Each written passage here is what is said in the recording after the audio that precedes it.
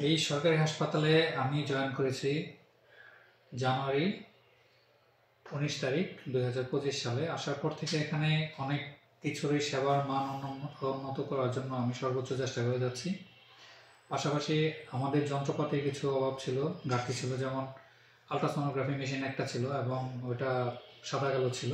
আমি আসার পরে লাইন ডিরেক্টর স্যারের সাথে কথা বলে ডিজি হেলথের সাথে সমন্বয় করে আমরা ultrasonography machine, X-ray machine, analyser সহ আরও কিছু যন্ত্রপাতি সংযুক্ত করতে পেরেছি এবং এখন থেকে রোগী যে সাফারটা করতো, যে কিছু ইনভেস্টিগেশন আগে এখানে হইতো না, কিছু পরীক্ষা নিরীক্ষা আমাদের হাসপাতালে করার মতো অবস্থাও ছিল না। আমি আসার পরে চেষ্টা করেছি স্বাস্থ্য অধিদপ্তরের সাথে সমন্বয় করে লাইন ডিরেক্টর স্যারের সাথে কথা বলে উক্ত যন্ত্রপাতিগুলো নিয়ে আসার জন্য। এবং এখন আশা করি আপনারা বেসরকারি হাসপাতাল অভিমুখী না হয়ে সরকারি হাসপাতালে সেবা নেবেন।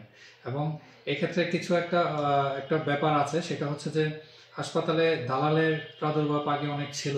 আমি আসার পরে সর্বোচ্চ চেষ্টা করে যাচ্ছি স্থানীয় প্রশাসন, পুলিশ প্রশাসন ওদের সমন্বয়ে যাতে দালাল মুক্ত করা যায়। কিন্তু তারপরেও অত্যন্ত দুঃখের সাথে বলা হচ্ছে যে কিছু দালাল এখনো হাসপাতালে আসে এবং আমরা সর্বোচ্চভাবে চেষ্টা করতেছি যে দালাল মুক্ত করার জন্য। এবং দালাল মুক্ত হওয়ার জন্য আমার পাশাপাশি সাধারণ মানুষ যারা আছে তাদেরকেও সচেতন হতে হবে। অনেক সময় দালাল এই কথাগুলো বলে যে ডাক্তার নাই, এখানে পরীক্ষা নিরীক্ষা হয় না। এক্ষেত্রে আপনাদের কাছে আমার একটা আকুল আবেদন থাকবে যে এই রিলেটেড কোনো কথাবার্তা অথবা যদি মেসেজ দেয় কেউ যে এখানে অপারেশন হয় না, এখানে পরীক্ষা নিরীক্ষা হয় না, অথবা অমুক ডাক্তার নাই, সরাসরি আমি এখানে আসার পরে যে কথাটা বলতে চাই সবার উদ্দেশ্যে, সেটা হচ্ছে আমার দরজা সবসময় খোলা। যে কোনো সাধারণ মানুষ আমার সাথে কথা বলতে কোনো অনুমতির প্রয়োজন নেই, সরাসরি আমার সাথে যোগাযোগ করবেন এবং ইনফরমেশনটা আমার কাছে নেবেন। একটা জিনিস হচ্ছে যে আলট্রাসোনোগ্রাফি আগে কম হইতো। আমার কিছু কোর্স করা ছিল আলট্রাসোনোগ্রাফির উপর, আমি নিজেও আলট্রাসোনোগ্রাফি করে সেই সেবাটা যাতে অব্যাহত থাকে সেই ব্যবস্থা করেছি। আশা করি এতে মানুষ উপকৃত হবে। আর হচ্ছে সাধারণ মানুষ সবসময় আমার সাথে একটা টাচে থাকবেন, প্রয়োজন বোধে আমার কাছে থেকে সত্য তথ্যটুকু জেনে নেবেন এবং ওই অনুপাতে আপনারা হাসপাতালে আসবেন এবং সেবা নেবেন। এই ক্ষেত্রে আরেকটা জিনিস, যদি কেউ খারাপ ব্যবহার করে, হাসপাতালের সেবার মান নিয়ে কোনো প্রশ্ন থাকে, সেটাও আমাকে বলবেন। আমি চেষ্টা করব সর্বোচ্চভাবে যে এই জিনিসগুলো যাতে ভবিষ্যতে না হয় এবং সাধারণ মানুষ সাহস নিয়ে এখান থেকে সেবা নিতে পারে এবং কোনো অপচিকিৎসার শিকার না হয়। একটা কথা মনে রাখবেন, বাহিরে আপনি যাই দেখান না কেন, ওইখানে অপচিকিৎসা পাওয়ার একটা সম্ভাবনা থাকবে। অনেকে ডাক্তার নামধারী বাট অরিজিনালি ডাক্তার না। এবং ইদানিং আরেকটা সরকারি হাইকোর্ট থেকে একটা রায় হয়েছে, এমবিবিএস এবং বিডিএস ছাড়া কেউ ডাক্তার পদবি ব্যবহার করতে পারবে না। সো এই ব্যাপারগুলো আপনারা ক্লিয়ার হবেন।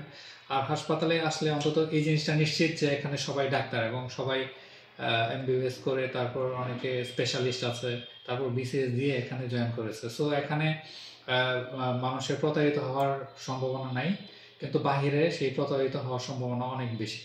আর আমরা যেহেতু সব যন্ত্রপাতি সংকলন করতে পেরেছি, তারপর আলট্রাসোনোগ্রাফি হয়, এক্স-রে চলমান আছে, তারপর মডার্ন অ্যানালাইজার মেশিনে আমাদের ইনভেস্টিগেশনগুলো হয়।